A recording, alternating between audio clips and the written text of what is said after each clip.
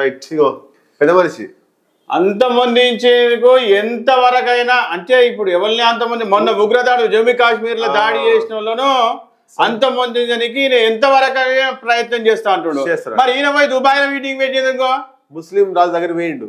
ఇప్పుడు చూపిస్తా వీడియో చూపిస్తా.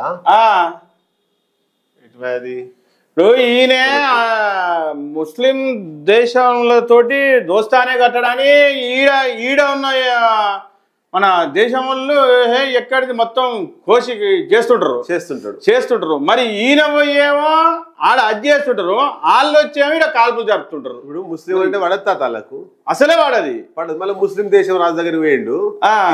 ఈ ఏమన్నా అంటే ఈ దాడి జరిగింది కదా, దాడి జరగంగానే అందరు ఇక తిడతారని సపరేట్గా చర్చలు జరపకుండా మన దేశానికి వచ్చిండు. ఇక మళ్ళీ ఇంకొకరికి వచ్చిండు.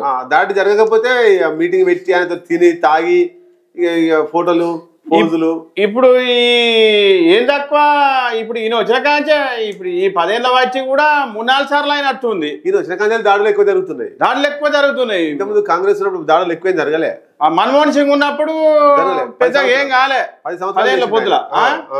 ఇప్పుడు ఈయన వచ్చిన కాంచే 2-3 అయినాయి. ఇప్పుడు 2-3 ఎక్కడ 5 ఉన్నాయి పోయిండు. ఏడా మన దుబాయ్ లా ఈయన ఆయనే కదా పాట పాడుతుంటే ఎంజాయ్ చేస్తుండు.